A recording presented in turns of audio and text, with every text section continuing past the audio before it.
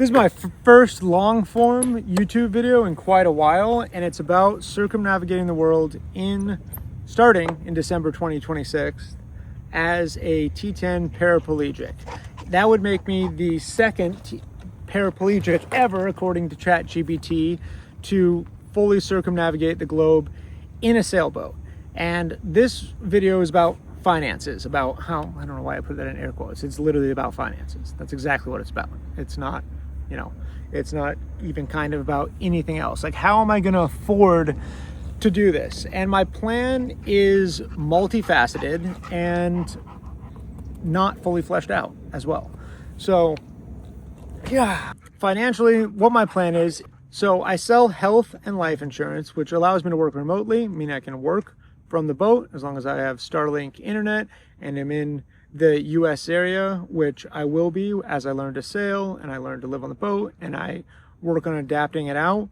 And then as far as what it's going to actually take financially to get a boat, I'm going to start off with what's called a Gemini 105 MC. That's kind of universally been set by AI and yacht brokers that I've talked to as kind of the minimum viable option to start sailing in that can be adapted. It's far from ideal. It's going to be very, very difficult, but it's by and large the most economic option. It's not a blue water sailing boat, which means not one that you would use to cross oceans with.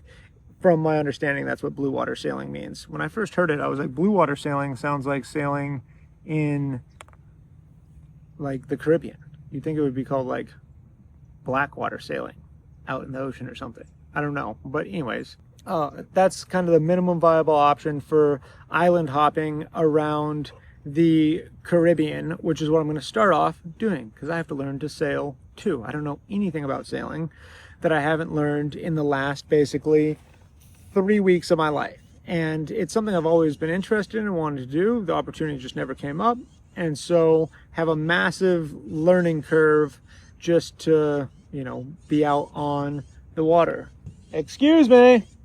Anyways, and so in order to get one of those, I basically need about $30,000 down to get it, and to outfit it, essentially need around like $40,000-$50,000 to make it accessible in a meaningful way.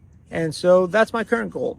I am kind of at a bottleneck in my health and life insurance business because in order to make money, I need to buy leads. And so I need to have money, which I don't really have. My medical costs and just being paralyzed is so insanely expensive, let alone just what it costs to live in 2025 and maintain a house. Fuck off. Oh, we're gonna take care of these birds once. Get the fuck out of here. Fuck off, birds.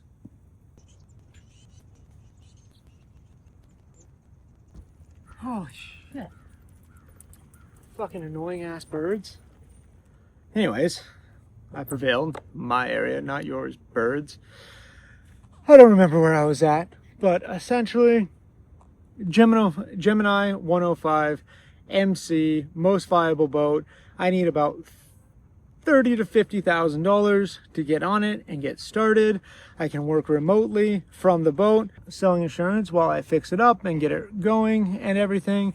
And in the meantime, I'm going to work avidly at podcasting, short form videos on TikTok, Instagram, and YouTube Shorts.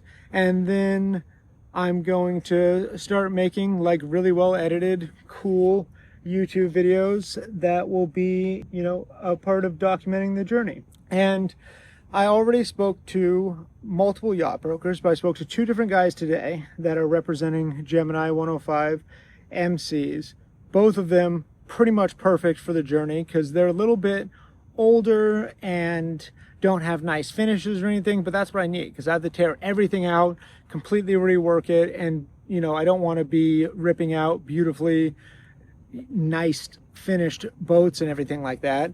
So an older boat that has problems is kind of ideal. It just needs to be structurally sound, have good sails, and like good bones. Engine, not a problem. My brother will completely rebuild the engine for me, or we'll just throw a new engine in it. So we've got some advantages as far as wanting to get a cheaper boat that most people would kind of not want the headache of dealing with. It's going to be a headache for me no matter what, because I got to make the whole entire boat accessible, which is going to be, you know, chopping it up a bit. And so, yeah, it's funny when you decide to do something you're meant to do in life, your heart and your soul, it just knows. My heart and soul has been absolutely on fire since I started planning for this trip, and my soul was essentially dead before. I was just so dead inside, just selling life insurance from my house, working remotely, defeated medically. I mean, this has been the closest to just giving up that I've ever gotten in my life. I've maintained, you know, I've gone through some really dark periods since I was paralyzed, but this is when I never felt it was impossible before. I felt like it was really, really, really fucking hard, but this last few months, I've spent weeks at a time just feeling like it was impossible to even care for myself and, you know, take care of my life and just manage living, let alone planning for a multi-year expedition around the world. But it's funny because all of the little things in my life are inherently more difficult to me than planning for and even executing the challenges of like an expedition like this. Of course, I have never sailed extensively, or, well, I sailed not extensively is like the understatement of a century. I sailed one time in a lake in inland New Zealand on like my buddy's sailboat. And so I have no sailing experience. And so I don't know what all the challenges are going to be, but sitting in life, wasting my life away doing mediocre things and just being another carbon copy insurance agent is way more difficult to me than the hardest outdoor survival, whatever it is, challenges that could possibly come up sailing. Like, what's hard to me is waking up every day and just wasting your life away. And the pursuit of money is such an incredibly huge waste of your life and time. It's spiritually defeating, and that doesn't mean money shouldn't be a focus and a part of the equation, because it has to be. That's the world that we live in. But if it's the focus, if it's the main thing, it's wrong, and we all know it. And you can't be in the insurance industry for any other reason other than money. It doesn't matter who you are, you just wouldn't choose that. And I'm super grateful that I get to be a part of it, because it's a means to an end for me. And, you know, it is what it is. I can't do, I'm so limited on what I can do. I have to be able to work remotely. I have to have a flexible schedule. I have to be able to work, you know, in a capacity that has high leverage. So I have to be able to work a little bit and make a lot of money, or it just doesn't work for the incredible costs that I have being a T10 paraplegic. And so, yeah, the only reason I've been able to get through this last couple months is because of you guys. It's because people on, you know, close to me and through social media that donated to my GoFundMe and got me through the worst time of my entire life. So thank you so much. If you were part of that, or if you shared, if you liked, whatever you did, you can't even begin to understand how much it means. It saved my life. Like, it's not any exaggeration. Other people came in and supported me when there was no hope or chance of me supporting myself. And so, yeah, you guys are the best. I hope that was informative or interesting. Please, any questions that you have or any suggestions that you have, I'd love to hear about it in the comments. If you have any suggestions on how I learn about sailing, about disabled like sailing knowledge, and if you're a disabled sailor or you know about disabled sailing programs to learn to sail in Florida, I'd love to hear about it. I've done a little research and I haven't really found anything too promising. And then, as always, you please like, share, comment, save the video, download the video. All of that helps so much as far as me securing sponsorships and securing affiliate marketing gigs and everything like that. The metrics mean everything, obviously, to brands that might potentially want to work with me. If you are a brand that you think might be a good fit and it just, you're a puzzle piece in the sailing adventure paraplegic niche of circumnavigating the world, then hit me up. Even if you don't necessarily want to work with me directly, if you have any knowledge you're willing to share with me or about what you're looking for as far as sponsorship goes, I'd love to learn. I'm just a sponge for knowledge and appreciate anyone taking the time to give me some.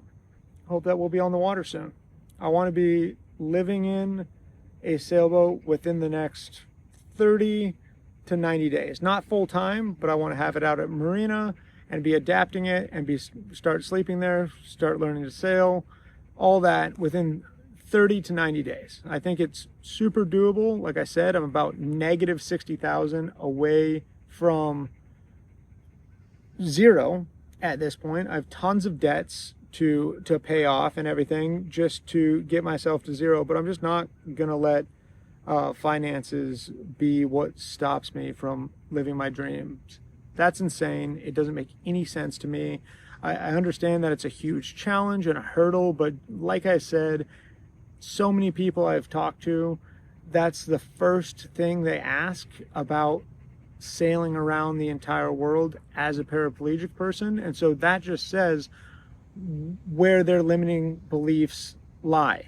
And I'm not delusional. I know it's going to be incredibly hard. A source of stress and incredible amount of thought that I have, but money comes when you need it most. And there's a million ways to make money. You see it online all the time. So just, if money is a source of your limiting beliefs, then challenge that. Please challenge it, because I've been really, really surprised at how little questions I've gotten about any other aspect of how difficult this is going to be. And it's going to be so difficult. Like, there's so many other bottlenecks when it comes to sailing around the world as a paraplegic person besides money. There's an incredible number of them. And I believe that storytelling and video editing and all the stuff that I really enjoy, it's going to make it not easy, but completely doable